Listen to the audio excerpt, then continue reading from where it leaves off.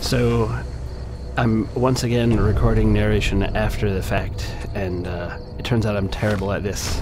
I'm way better at just narrating on the fly, so I apologize if this is just a train wreck of ums and ahs and misspoken thoughts and words, but this is Fallout New Vegas. I just started this playthrough and I thought it was interesting, so I thought I would show it off. I'm calling it the Sexy Brute.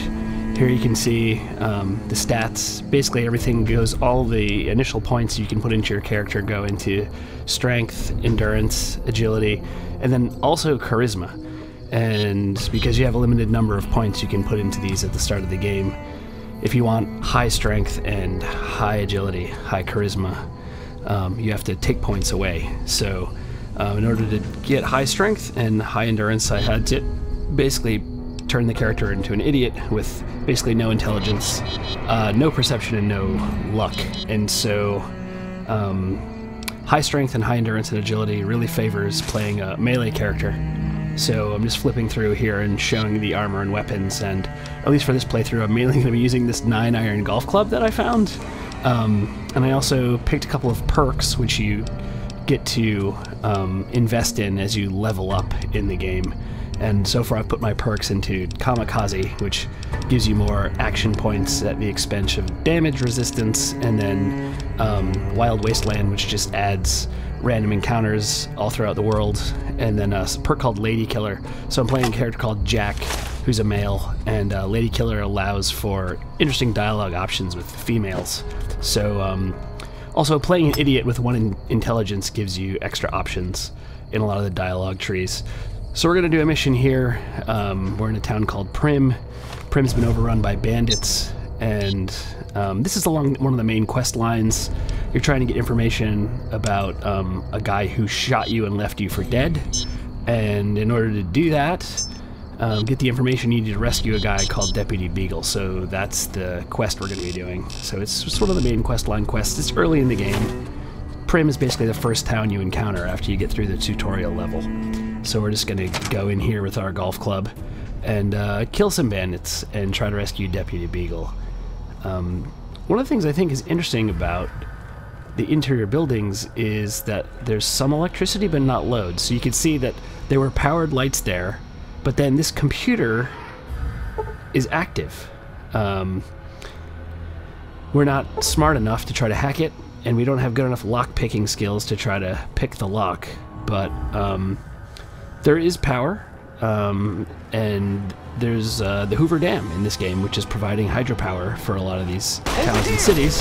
And here we go with some combat. So we have to get into melee range. I was sneaking, although I don't have a very high sneak skill. And you can see right away, one of the things I find hilarious about this is that we went into a screen called VATS, which basically stops time, and it allows you to select what you want to do. This is real-time combat, but one of the things I think is hilarious with a melee weapon is that you can do critical attacks, but you're basically attacking the entire enemy's body, and so you can critical attack anything. So that first enemy, I was basically hitting his knees because I was crouching down, but if you saw, I did a critical attack on his head, and that's just because the game engine treats the entire body as one thing when you get into melee or unarmed range. And so here I'm just hiding the bodies. It doesn't really matter. The enemy AI doesn't have them search for dead bodies, I don't think, but I just think it's fun. So one of the nice things about high strength is that you can carry a tremendous amount of weight before you're over encumbered, and that's nice, so we can basically just grab anything.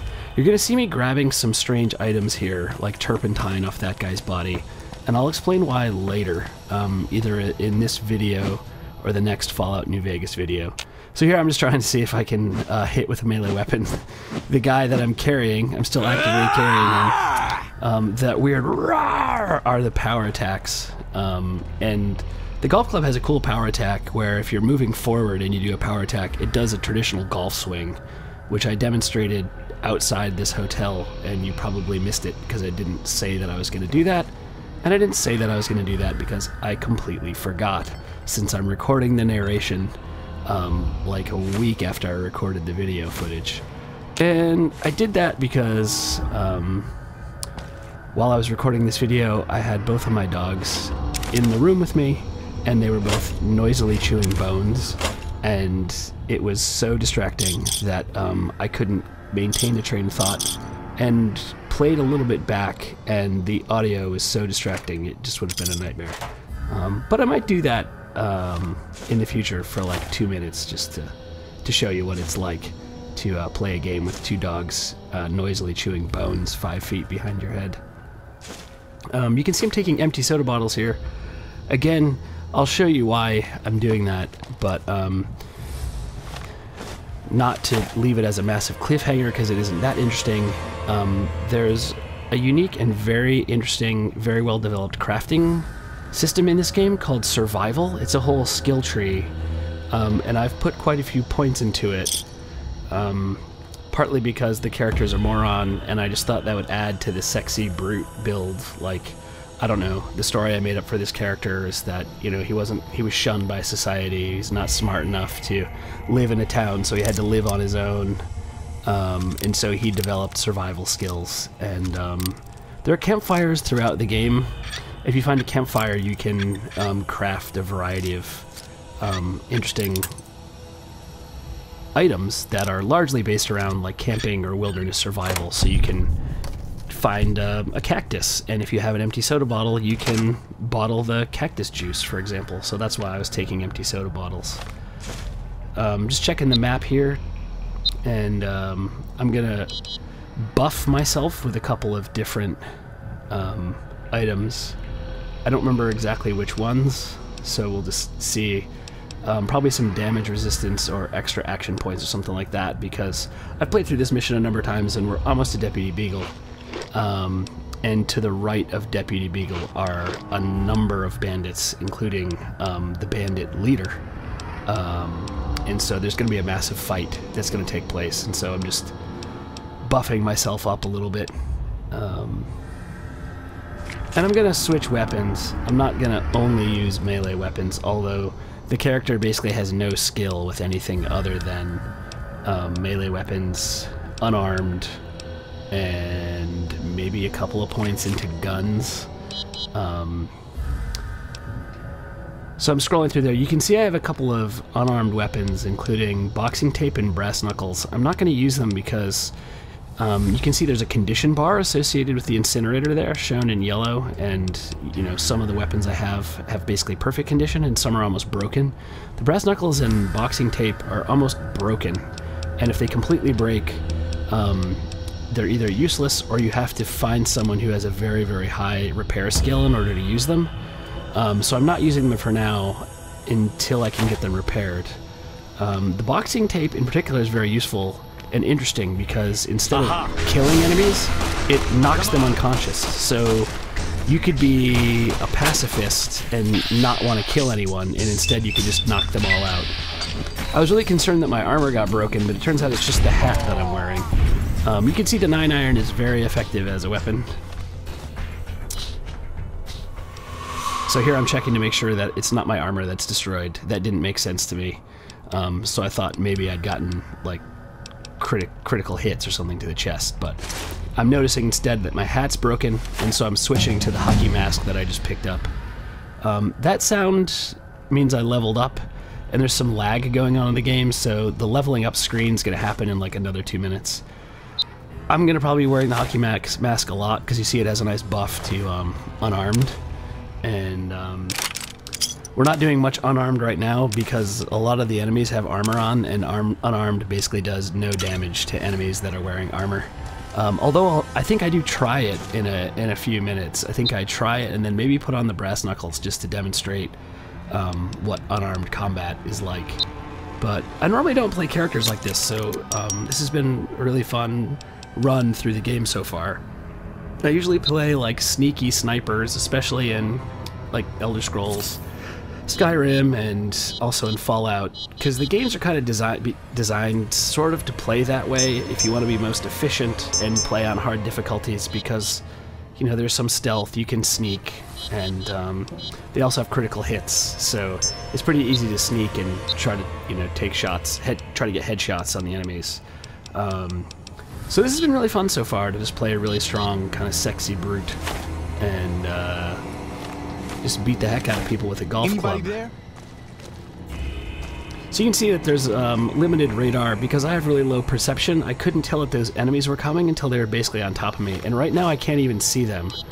If you have a high perception skill on the bottom left-hand side of the screen, you can detect the enemies. You can basically hear them and kind of intuit where they're at. So you can see that he's very close to me, and I only can tell where he is with that little orange bar on the bottom left there when I have line of sight, and that's because I have basically no perception.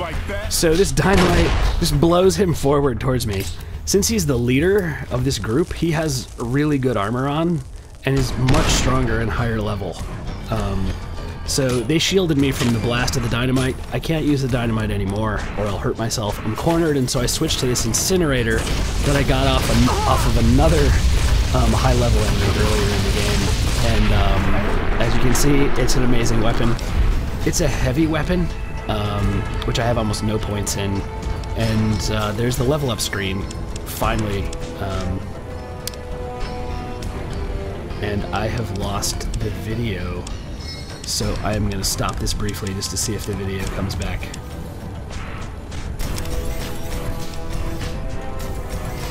Alright, got the video back. So yeah, I put points into, you can see from the skills I've got that I've got very high melee, very high unarmed, and I decided that it would be worthwhile to put some points into repair so that I could repair my equipment, and put a few points into lockpick so that we could get into some other interesting areas of the game, areas behind locked doors. I decided to, as my perk, to also choose Confirmed Bachelor so that along with Lady Killer, I now will also get unique dialogue options with other men, members of the same sex. So that kind of completes the sexy brute sort of concept, right? That if you're a character that has high charisma, why limit yourself to just potential, sexy interactions with members of the opposite sex? Why not go all out and just be attractive, extra attractive to everyone? So you see I got another incinerator there, and so because I put points into repair, I was able to repair that to a little bit better condition. And I like the Suave Gambler hat that I found, so I sacrificed another hat in order to repair that. That's the hat that was, its condition went so low that it became effectively worthless. But I think I'm going to keep the Jason hockey mask on for the remainder of this, and we'll put the incinerator away and probably go back to the golf club, or and you can probably hear my dog barking in the background. This is something that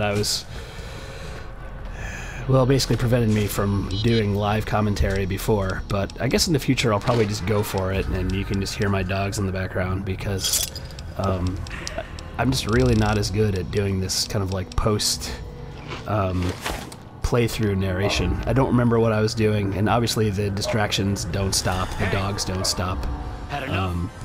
So there's Deputy Beagle, and here come all of the rest of the raiders, or bandits, or convicts. And so we're just going to run through. There you can see his head crippled, and he's actually recoiling from that. Two-shot him, so he's fairly low level. And that arrow indicator was that they threw a grenade or dynamite behind me. These convicts are part of a group, a faction called the Powder Gangers, that were all convicts. And for some reason, the authorities gave them access to dynamite and were having them do construction work. And here we go, you can see some unarmed combat, and I'm just pummeling this guy, but because he has armor on, it's effectively doing nothing. Yeah, these guys are a splinter group of the Powder Gangers, which is why they're just called convicts. I think we're going to do Brass Knuckles here. Even though it's low condition, we're just going to get in there, and there you go. So you can see the difference between truly unarmed and unarmed with, Brass Knuckles. Truly unarmed basically does nothing, even though we have high skill in it, but put the Brass Knuckles on, and that's a functional weapon. If we'd used the boxing tape and it hadn't broken, we probably would have knocked him out after just 2 hits, which raises the possibility, like I said, of doing like a pacifist run. I tried doing a true pacifist run. I'll probably upload some video of that. I decided not to do it because it just wasn't really fun, although it was funny. It was kind of ridiculous.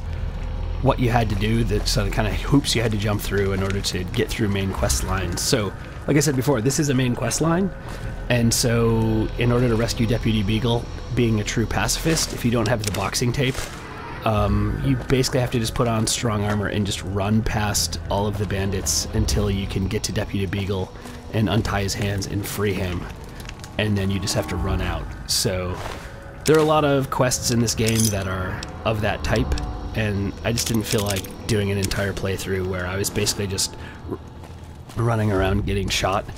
I don't suppose you came here to rescue me? Doesn't seem fun. So here's Deputy Beagle. Why, yes I am. It's a pleasure to meet you. And I'll just let him talk. I'm in a bit of a predicament here. I'd be most appreciative if you'd set me free. So that first item... I must say it's been the low point of my career in law enforcement. Is the main quest line. The powder gangers stole into town at night and murdered my sister and her husband, the sheriff, in bed while I was sleeping in the office. I think I go look at their house. It's horrific. Waiting for the right moment to pounce and arrest the lot of them, taking careful notes as I watched. To my dismay, they found me while I waited in the shadows and brought me here.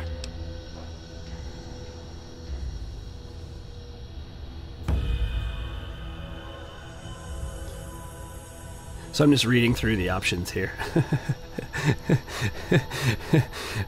Silently. I may have been reading them out loud while I was playing. Indeed I do, good sir. And I would be thrilled to share that information with you as soon as I am released from captivity. Alright, well I guess we better free him. So I try this speech check, I think, and fail it.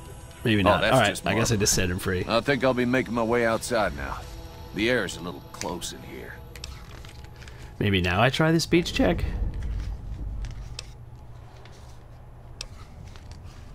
I guess not. I mean, it's interesting that the game tells you that you'll fail those options. That's so gracious of you to offer to bodyguard I'm not sure me like why. It seems like you'd know yourself if you failed it. See you outside. I'm not sure why, but maybe I guess it's important to let you know what speech skill you would need in order to succeed in doing that, so you could leave if you wanted and level up and then go back. But so yeah, I don't think that these refrigerators are working. I've never been able to tell though, since you don't actually open them, so you can't see if there are lights on or not inside. But like I said, you know, it seems like parts of the buildings have electricity running to them. There are at least a few internal lights in this building that are working. I imagine light bulbs are really hard to find at this point. And so, you know, you can see in this room that there's ambient light coming. Maybe there's an overhead light, actually. But in the main room where all the convicts were sleeping, you know, there's an oil drum that's been set on fire to provide both heat and light. I took a pilot light out of that oven because it's a component that's used to make incinerators, or repair incinerators. So, like I said, because I took the coffee pot because I know already that there's a survival skill recipe where you can make, I think it's called black coffee, at a campfire. And that gives some pretty good buffs to intelligence, I think. Certainly no shortage of gore. That convict that I beat up with the golf club got blown up by dynamite, so there's just sort of body parts strewn all over the place. Yeah, so you can see they've got, you know, kind of plug-in lights running off batteries, and then they've got light coming from that oil drum that they set on fire.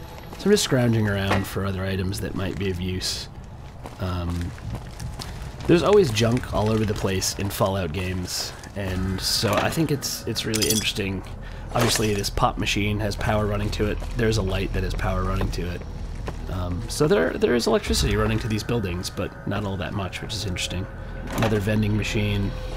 There's also a food vending machine here? Yeah. Which still has, like, weird sandwiches in it. Bubblegum. So there are multiple floors in this building, in this hotel. The water fountain still works. But I don't go and explore any of the other floors for right now. I think the whole hotel is filled with bandits. There may be other side quests in this hotel, I don't remember. But I just think it's interesting that in Fallout New Vegas they added this. That's an elevator. They added sort of a purpose for all the junk that's always strewn all over the place. You know, all of the burned up books, empty pop bottles, Coffee cups, coffee mugs, hammers, tools. All that stuff's always been strewn all throughout the worlds in the Fallout games. And I think it's a really cool and unique concept to build a skill that allows you to craft all of that junk into something useful. It really fits with the sort of like post-apocalyptic setting of the games as well.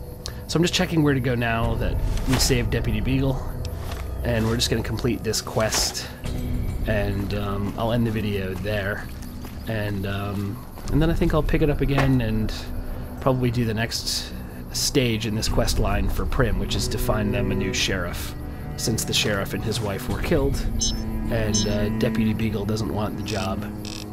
So we're moving into the Vicky and Vance casino. Beagle ran from the hotel into this casino, and this is where all the other Primm residents are holed up. So they all have guns drawn, and they'll stay that way until order's been restored to Primm. Vicky and Vance Casino and Museum. This crazy robot is one option for sheriff for Primm. So there's Beagle, so we can complete this quest. That was quite an adventure. We taught those convicts a thing or two, didn't we? Breaking myself out of a hostage situation. Not to diminish your role in it, of course, but it was quite thrilling. Problem is, there's still no law in Primm. What are we to do the next time ruffians menace us and hold us hostage?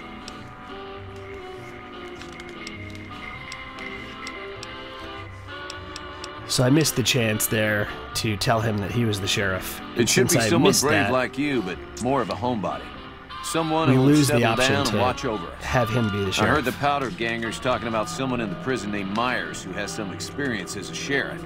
He may be a good choice. He may be a good choice. Also, with the NCR but so we're not going down there because we've already alienated the powder town. gangers. Not sure why they haven't helped out already.